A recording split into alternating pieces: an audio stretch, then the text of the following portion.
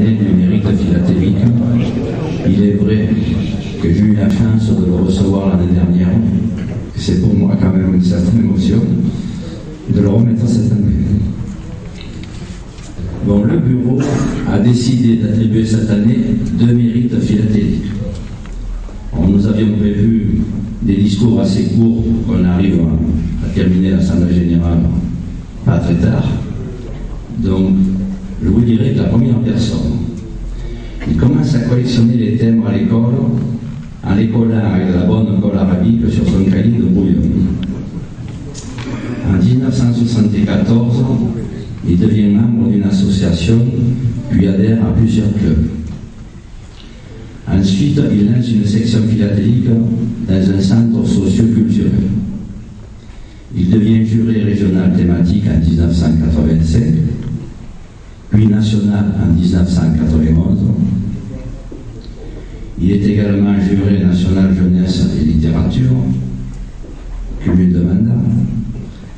La médaille Biscara lui est attribuée en 1996. Par la suite, il devient président d'un groupement. La médaille d'or lui est attribuée en 2003. Enfin, il est nommé juré international en 2008. En 2006, il prend les fonctions de secrétaire général de la FFAP. Bien entendu, vous l'avez reconnu, il s'agit de Jean-Claude Roussel.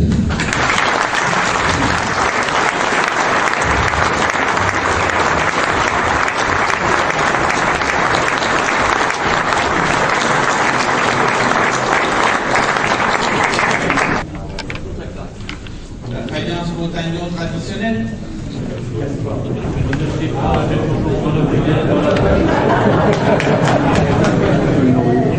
C'est l'ancien forestier.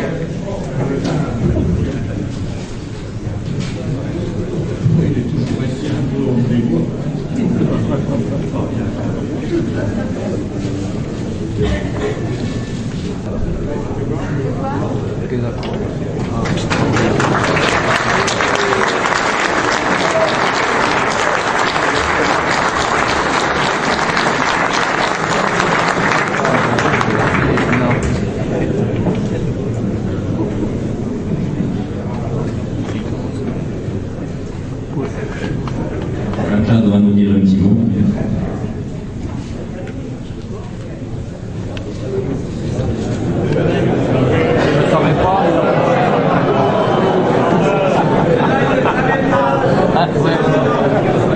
Quand il faut demander au bureau de sortir au moment du vote pour le mérite, à notre dernière réunion, j'ai eu quelques soupçons, pour être franc avec vous. Surtout que je ne sais pas bien comment le dire, mais tout d'abord, je voudrais remercier cette équipe. Et puis, je veux dire que dans l'équipe, je n'oublie pas Yves. Ça fait plusieurs années qu'il me disait, écoute Jean-Claude, tu dois avoir le mérite. Et je lui disais toujours, mais ne t'inquiète pas, il y en a beaucoup qui peuvent passer avant moi. C'est effectivement ce qui s'est passé pour mon plus grand plaisir. Et cette année, je n'ai pas pu dire à Yves, allez, continuons comme habituellement. Merci donc à toute l'équipe. Je crois que j'aurai beaucoup de plaisir de voir cette superbe, comment on appelle ça, c'est pas une assiette, c'est une faïence, voilà, alors on ne met pas cette superbe faïence sur la table, parce que cette table au bureau, je dois vous avouer que j'y passe beaucoup de temps, mais c'est pour le bonheur de tous, pour le fonctionnement de tous. Et puis, si vous le permettez, je voudrais remettre cette faïence à une personne qui est au fond de la salle. Bien souvent, j'en suis très très loin avec toutes nos réunions. Donc, Nicole, si tu le permets, je voudrais te remettre cette faïence.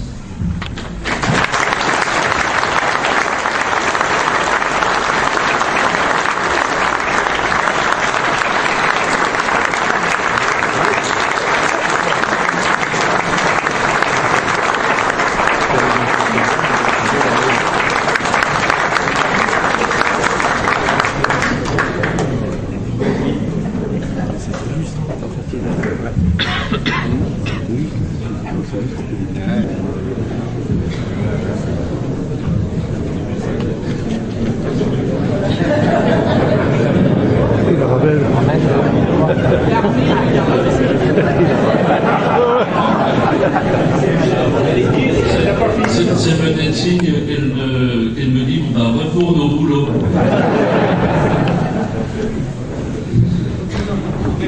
Bon, le bureau a donc décidé cette année d'attribuer un deuxième mérite philatélique. Donc c'est vrai que j'avais fait quelque chose de très court également, pour gagner un petit peu de temps. Alors là, je vous garantis que la personne, si elle s'en est doutée, c'est grave. Ceci dit, vous allez comprendre après, ça n'a pas été facile de me cacher. Alors, pas du tout, vous allez voir. Pas du tout. Il est discret, toujours courtois, serviable, de bons conseils et très efficace dans son travail. Pourtant, beaucoup de philatélistes ne le connaissent pas. D'autres ne l'ont jamais rencontré. Mais dès que l'on prononce son nom, tout le monde sait de qui il s'agit. Il arrive tôt le matin, repart parfois très tard le soir. Il est aujourd'hui la mémoire de la fédération, car il travaille toujours depuis presque 19 ans. J'ajoute qu'il est né à Versailles aussi, il ne s'est pas reconnu. Bien entendu, il est parmi nous aujourd'hui, c'est notre ami Dominique Balagny.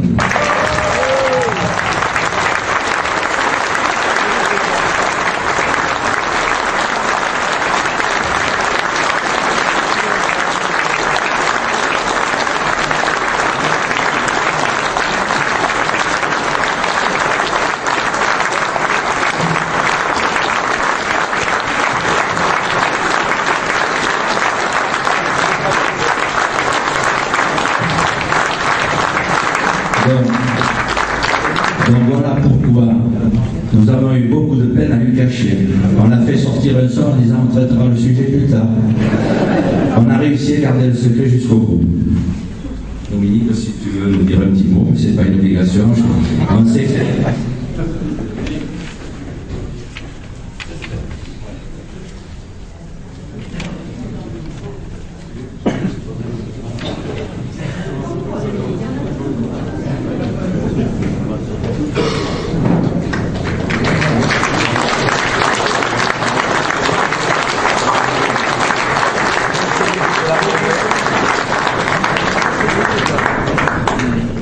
Dominique, à la télé, n'oublie pas TF1. Voilà.